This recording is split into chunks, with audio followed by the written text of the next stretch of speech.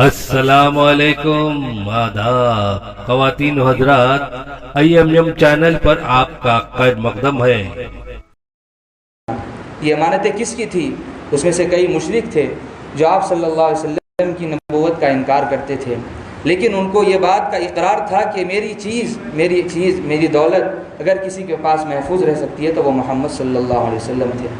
لہٰذا نبوت کا تو انکار تھا لیکن امانت کا انکار نہیں تھا۔ اسی طرح دیکھ لیجئے شفقت کا کیا عالم تھا۔ حضرت انس رضی اللہ عنہ بیان کرتے ہیں 10 سال میں اللہ کے رسول صلی اللہ علیہ وسلم کی خدمت میں رہا، جبکہ میں بالکل چھوٹا سا تھا، 7-8 برس کی عمر رہی ہوگی۔ اتنی کم عمر میں آپ صلی اللہ علیہ وسلم کے پاس میں خدمت میں حاضر ہو گیا تھا۔ لہٰذا آپ جانتے ہیں بچوں میں لاؤبالی پن بھی ہوتا ہے، لیکن حضرت انس گواہی دیتے ہیں 10 سال مجھے اللہ کے رسول صلی اللہ علیہ وسلم کے ساتھ رہنے کی توفیق اور سعادت ملی، لیکن کبھی اللہ کے رسول صلی اللہ علیہ وسلم نے مجھے نہیں ڈانٹا۔ کبھی آپ صلی اللہ علیہ وسلم نے کسی عمل کے متعلق نہیں فرمایا کہ تم نے یہ کیوں کیا، اور یہ نہیں فرمایا کہ اس کا حکم دیا تھا کیوں نہیں کیا۔ لہٰذا ذاتی معاملات میں اللہ کے رسول صلی اللہ علیہ وسلم انتہائی شفقت کرتے تھے۔ یتیموں کے ساتھ آپ صلی اللہ علیہ وسلم کا کیا سلوک تھا، اور اسی طرح سخاوت کو آپ دیکھ لیجئے، اللہ کے رسول صلی اللہ علیہ وسلم کے اندر جود و سخاوت دونوں تھی۔ لہٰذا عربی داں نے اس کی تشریح یوں کی ہے کہ سخاوت تو کہتے ہیں مال کے ذریعے سے، اور جود کہتے ہیں مال کے علاوہ جو کچھ اللہ تعالیٰ نے دیا ہے، یعنی وقت کے ذریعے سے، اپنے علم کے ذریعے سے، اچھے مشورے کے ذریعے سے کسی کی بھلائی چاہنا۔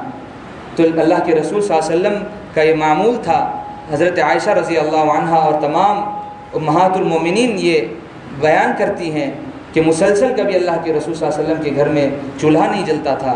لہٰذا فراوانی تو تھی لیکن آپ صلی اللہ علیہ وسلم اپنی ذات کے لیے اس کو نہیں رکھتے تھے، بلکہ صدقہ کر دیا کرتے تھے، غریبوں میں تقسیم کر دیا کرتے تھے۔ سخاوت کا یہ عالم تھا۔ اسی طرح خیر خواہی آپ جانتے ہیں، ساری امت کے لیے، ساری انسانیت کے لیے اللہ کے رسول صلی اللہ علیہ وسلم خیر خواہ بن کر تشریف لائے تھے۔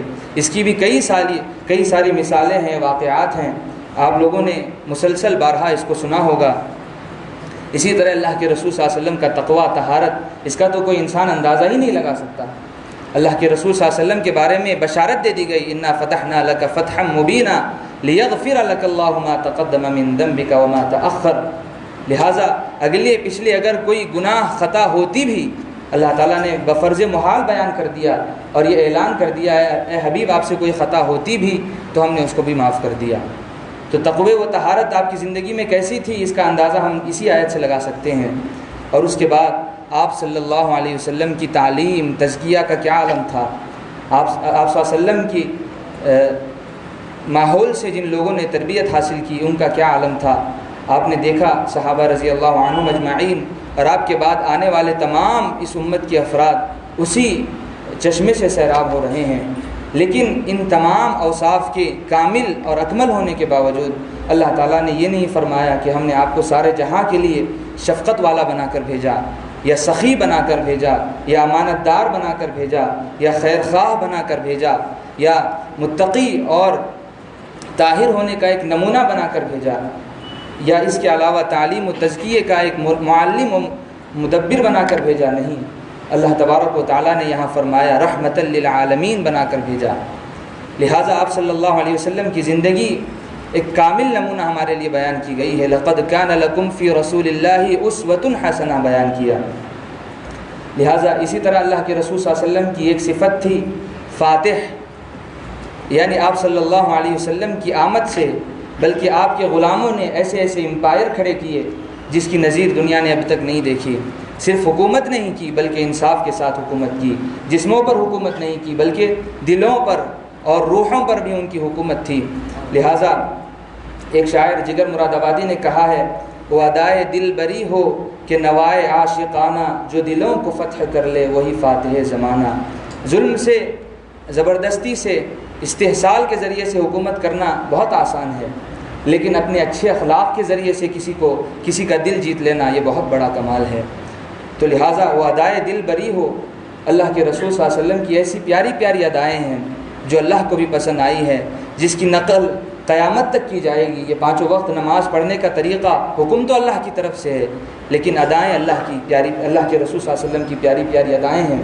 صرف نماز نہیں، فرائض نہیں، شرعی اعمال نہیں بلکہ صحابہ نے ہم تک آپ صلی اللہ علیہ وسلم کے ایک ایک عمل کو بیان کیا۔ آپ صلی اللہ علیہ وسلم کھاتے کس طرح تھے، آپ صلی اللہ علیہ وسلم کے آرام کرنے کا طریقہ کس طرح تھا، آپ صلی اللہ علیہ وسلم مجلس میں کس طرح تشریف فرما ہوتے، ہر ادا کو اللہ کے رسول صلی اللہ علیہ وسلم کی صحابہ نقل کرتے تھے اور اس کو بیان کرتے تھے، جو ہنوز ہم تک پہنچی ہیں اور قیامت تک انشاءاللہ باقی رہیں گی۔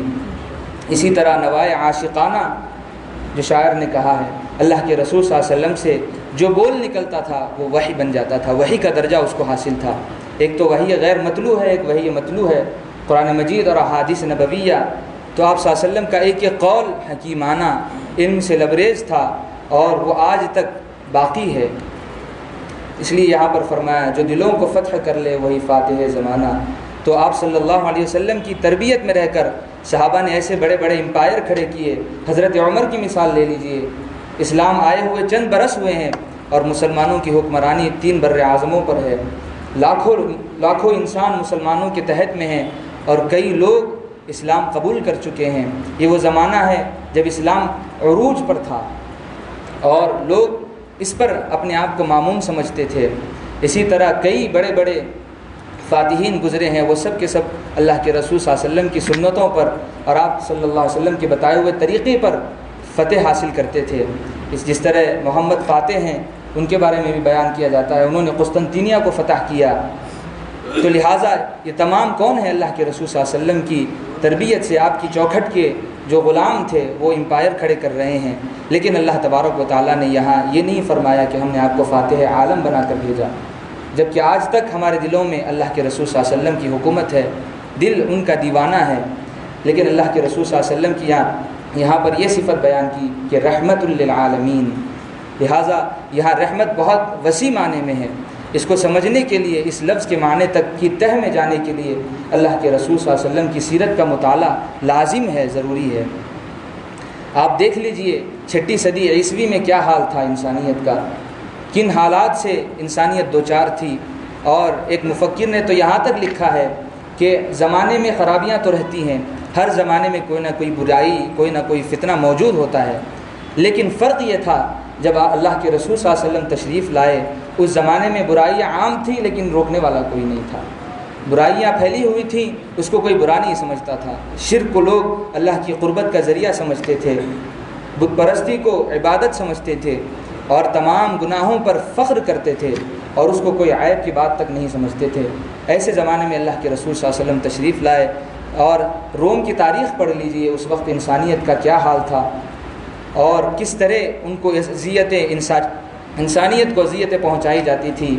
غریب طبقے کے لوگ صرف اور صرف غلامی کے مقصد کے تحت جیتے تھے اور عمراء، بادشاہ، شہنشاہ، ان کی زندگی کا مقصد عیش و عشرت تھا۔ لہٰذا خدا ترسی کسی کے اندر نہیں پائی جاتی تھی، آخرت کا خوف کسی کے اندر نہیں تھا۔ ایسے زمانے میں اللہ کے رسول صلی اللہ علیہ وسلم تشریف لائے، مبعوث ہوئے تو رحمت للعالمین بن کر۔ لہٰذا اللہ کے رسول صلی اللہ علیہ وسلم کی رحمت ساری انسانیت بلکہ ساری کائنات، ساری مخلوق کے لیے تھی۔ رحمت للعالمین کا یہ لفظ اللہ تبارک و تعالیٰ نے ارشاد فرمایا۔ آپ صلی اللہ علیہ وسلم کی آمد سے انسانیت ان خرابیوں سے محفوظ ہو گئی جن کا کوئی تصور بھی نہیں کر سکتا تھا۔ لہٰذا اللہ تبارک و تعالیٰ نے یہاں اس لیے یہ نہیں فرمایا کہ فاتح عالم بنا کر بھیجا۔ اللہ تبارک و تعالیٰ نے جو تعلیمات اللہ کے رسول صلی اللہ علیہ وسلم کو دی تھیں، قرآن مجید کا پہلا لفظ تھا اقرأ بسم ربک الذی خلق، لیکن اس کو یہاں پر اللہ تبارک و تعالیٰ نے بطور صفت کے بیان نہیں کیا۔ آپ صلی اللہ علیہ وسلم کی تعلیم کے ذریعے سے ہی انسانیت نے اتنی ترقی کی ہے۔ آپ دیکھ لیجئے 1400 سال میں جتنی ترقیاں ہوئی ہیں، سینکڑوں سال سے انسان آباد ہے اس دنیا میں، لیکن جو ترقی ان 1400 سال میں ہوئی ہے اس سے پہلے نہیں ہوئی تھی۔ لہٰذا جو ترقیاں ہوئی ہیں اس دنیا میں وہ اللہ کے رسول صلی اللہ علیہ وسلم کی لائی ہوئی تعلیمات ہی کا نچوڑ ہیں۔ اللہ کے رسول صلی اللہ علیہ وسلم پر نازل ہوئی ہونے والی کتاب قرآن مجید ہی کا نچوڑ ہے، جس کو پڑھ کر لوگوں نے ترقی کی، غور و فکر کیا۔ پھر اس کے بعد جب اسلام منتقل ہوا دوسرے ممالک میں جیسے اسپین وغیرہ میں، وہاں پر ان کے ترجمے کیے گئے، ان کے ذریعے سے انہی کو سورس بنا کر لوگوں نے ترقی کی، اور پھر طبی نظام اور جتنی دیگر ترقیاتی چیزیں ہم آج دیکھ رہے ہیں وہ سب کا سب انہی کا خلاصہ ہے۔